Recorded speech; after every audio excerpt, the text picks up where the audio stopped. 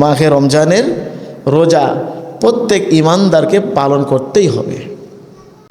এই মাহে রমজানের রোজা 3 শ্রেণীর মানুষের পালন করার জন্য আল্লাহ পাক বাধ্য করেছেন। রাসূল আকরাম সাল্লাল্লাহু আলাইহি সাল্লাম বলেছেন যে পবিত্র মাহে রমজানে প্রতিদিন ইফতারির সময়ে আল্লাহ পাক অসংখ্য মানুষকে মাফ করে থাকেন, বলে সুবহানাল্লাহ। অসংখ্য মানুষ, কত মানুষকে যা মাফ করেন এটা শুধুমাত্র আল্লাহই জানেন। আমরা আল্লাহ পাকের কাছে দোয়া করছি, আমরা যারা মা বাবাকে হারিয়েছি সেই মা বাবা সহ আমাদের পূর্বপুরুষ যারা চলে গেছেন তাদেরকে যেন ইফতারের সময় মাফ করে দেন, তাদের কবরগুলো যেন জান্নাতের বাগান বানিয়ে দেন, বলে আল্লাহুম্মা আমিন। বন্ধুগণ, আমি মাহে রমজানের ব্যাপারে আজকে আপনাদের কিছু গুরুত্বপূর্ণ মেসেজ দিতে চাই, যেগুলো আমাদের জন্য খুবই দরকার। সূরা বাকারা 172, 73, 74 নম্বর আয়াতে কারিমা আমি তেলাওয়াত করেছি, যেখানে আল্লাহ পাক আমাদেরকে অত্যন্ত গুরুত্বপূর্ণ দিক নির্দেশনা দিয়েছেন মাহে রমজানের ব্যাপারে। আল্লাহ পাক আমাদেরকে শ্রেষ্ঠ উম্মত বানিয়েছেন, আমাদেরকে দামি নবী দিয়েছেন, আল্লাহ পাক আমাদেরকে দামি কিতাব দিয়েছেন, বলি সুবহানাল্লাহ। আল্লাহ পাক আমাদেরকে দামি বানিয়ে আবার কম হায়াত দিয়েছেন, কম হায়াত দিয়ে আবার মর্যাদা বেশি করে দিয়েছেন, বলে সুবহানাল্লাহ। আমাদের মর্যাদা অল্প সময়ের মধ্যে আল্লাহ পাক অনেক বাড়িয়ে দিয়েছেন। এখানে আল্লাহ পাক বলছেন আইয়ামা মা'দুদাত ফামান কানা মিনকুম মারিদান আও আলা সাফারিন ফাইদ্দাতুম মিন আইয়ামিন উখর। এই আয়াতের উপরে আমাদের আজকের গুরুত্বপূর্ণ আলোচনা টপিক আইয়ামা মা'দুদাত। এই আয়াতটি আল্লাহ পাক নাজিল করে মহাগ্রন্থ আল কোরআনুল কারীমের মধ্যে আমাদের জন্য রমজানের গুরুত্ব, রমজানের তাৎপর্য, রমজান যে কত দামি সেটি আমাদেরকে বুঝিয়েছেন। আইয়ামা মা'দুদাত, নির্দিষ্ট কিছু দিন। এর কারণ হচ্ছে কিছু মানুষ আমরা মনে করি যে মাহে রমজানের রোজা রাখা অত্যন্ত কষ্টকর, এটা অনেক কষ্টের ব্যাপার। এই যখন নামাজে আসছিলাম তখন কিছু যুবক ভাই একসাথে যাচ্ছিল, আমাকে তারা এভাবে বলছিল যে হুজুর এখন তো খুব কষ্ট হচ্ছে, এখন কি রোজা ভাঙা যাবে? হয়তো তারা ভাঙবে না, কিন্তু আসলে তাদের কথাই তাদের কষ্টের তীব্রতা তারা বুঝিয়েছে আমাকে। কিন্তু আল্লাহ পাক বলছেন না, আইয়ামা মা'দুদাত, এটা অল্প অল্প কিছু দিনের জন্য। 12টি মাস আল্লাহ পাক আমাদেরকে দিয়েছেন, তার থেকে একটি মাস মাহে রমজানের রোজা প্রত্যেক ঈমানদারকে পালন করতেই হবে। এই মাহে রমজানের রোজা 3 শ্রেণীর মানুষের পালন করার জন্য আল্লাহ পাক বাধ্য করেছেন। কয় শ্রেণীর মানুষ বলেন? 3 শ্রেণীর মানুষ। এই 3 শ্রেণীর মধ্যে যারা যারা পড়বে তাদের অবশ্যই অবশ্যই মাহে রমজানের রোজা পালন করতেই হবে। তার কারণ হচ্ছে রাসূল আকরাম সাল্লাল্লাহু আলাইহি সাল্লাম যখন মদিনাতে ছিলেন এবং মাহে রমজানের রোজা যখন ফরজ হলো, তখন কিছু সাহাবী তারা মাহে রমজানের রোজা রাখতেন, আর কিছু সাহাবী যাদের টাকা পয়সা অনেক বেশি ছিল তারা রমজানের রোজা না রেখে তারা এতিম মিসকিনকে খেতে দিতেন। যেহেতু এই আয়াতের শেষ অংশে আল্লাহ পাক বলেছেন যে যদি রোজা রাখতে না পারো তাহলে তোমরা ফিদিয়া আদায় করো। ফিদিয়া অর্থাৎ একটি ফিতরা পরিমাণ অর্থ দান করো, অথবা একজন মিসকিনকে পরিপূর্ণভাবে খেতে দাও। তো যাদের অর্থ ছিল বেশি তারা ওই একটা রোজার বিনিময়ে টাকা দিয়ে দিতেন। সহজ না অনেক? বলেন, যাদের টাকা আছে তাদের জন্য অনেক সহজ। আল্লাহ পাক সেটা সুন্দর করে ক্লিয়ার করেছেন আয়াতের মধ্যে। তবে রোজা রাখতে হবে 3 শ্রেণীর মানুষের, এটা বাধ্য করেছেন আল্লাহ পাক আমাদেরকে। এক নম্বর হলো, যে ব্যক্তি মুসলমান বলে দাবি করবে তাকে রোজা রাখতেই হবে। যে ব্যক্তি রোজা রাখবে সে মুসলমান হবে, সে কি হবে? মুসলমান হবে।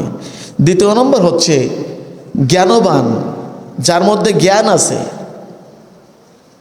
ভালো মন্দ পার্থক্য করার, বোঝার এতটুকু জ্ঞান যার মধ্যে আছে, তাকে রমজানের রোজা অবশ্যই রাখতে হবে, কোনোভাবে পার পাওয়া যাবে না।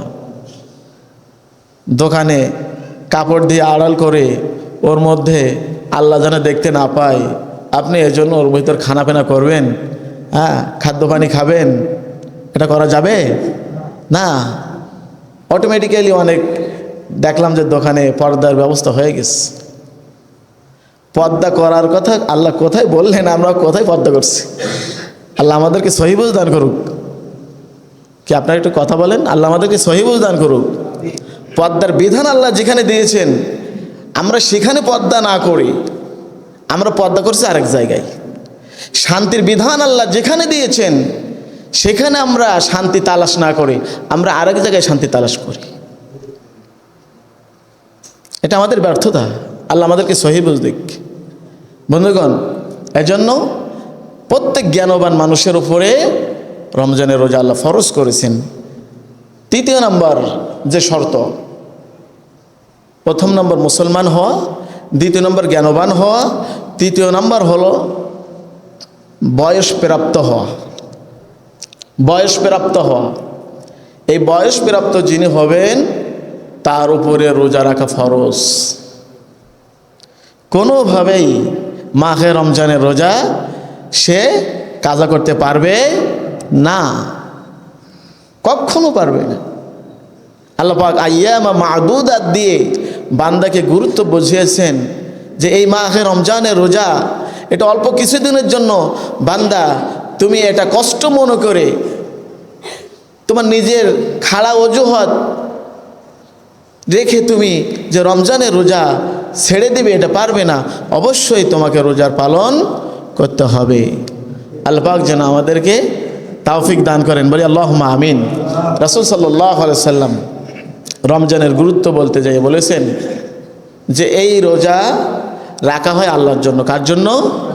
আল্লাহর জন্য। এই রমজানের এত ফজিলত, এর এত দাম, আল্লাহ পাক বলছেন যে আমি এর প্রতিদান নিজেই দেব। বলে সুবহানাল্লাহ। অন্যান্য ইবাদতের প্রতিদান দেওয়া হবে, কিন্তু সেক্ষেত্রে আল্লাহ নিজেই দেবেন এভাবে না বলে রমজানের আস-সাওমু লি ওয়া আনা আজজি বিহি, এই রমজানের প্রতিদান আল্লাহ পাক নিজেই দেবেন, নিজে হাতে দেবেন। সুবহানাল্লাহ বলেন।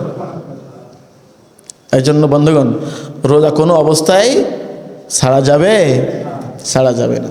আমাদেরকে মাহে রমজানের রোজা পালন করতে হবে। এই রোজা রাখার প্রথম কাজ হলো, রমজানের রোজার ব্যাপারে ফরজ আছে। ফরজ দুইটি কাজ করা ফরজ। কয়টি কাজ? রমজানের রোজার ব্যাপারে দুইটি কাজ করা ফরজ। এর এক নম্বর হলো নিয়ত করা। এক নম্বর কি? নিয়ত করা।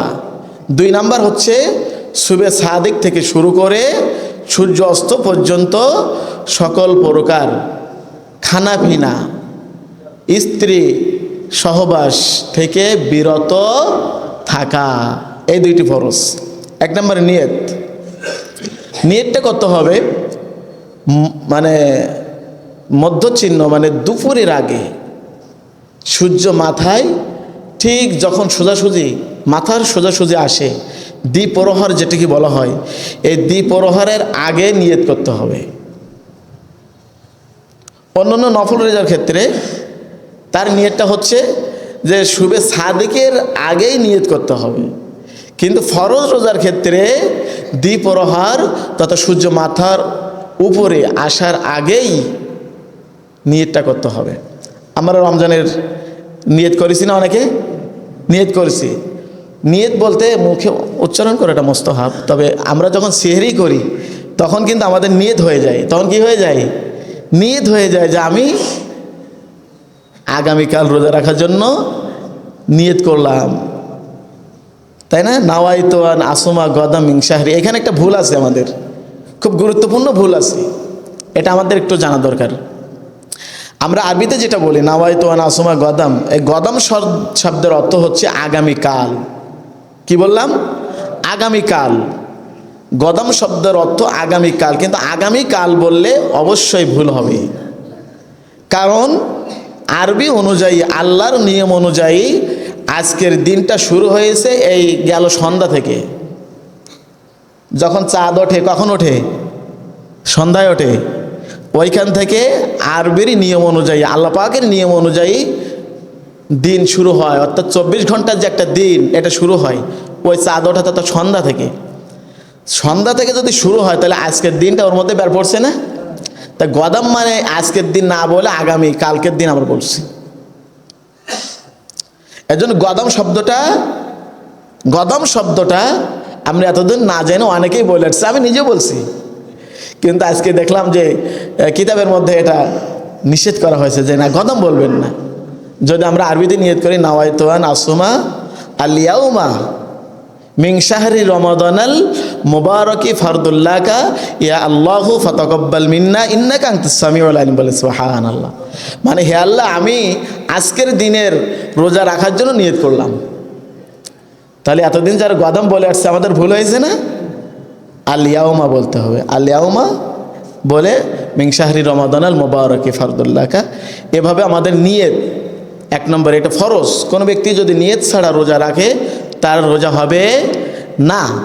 দ্বিতীয় নম্বর হচ্ছে মাহে রমজানে আমাদের দ্বিতীয় ফরজ সুবে সাদিক থেকে শুরু করে সূর্য অস্ত পর্যন্ত সকল প্রকার পানাহার বন্ধ।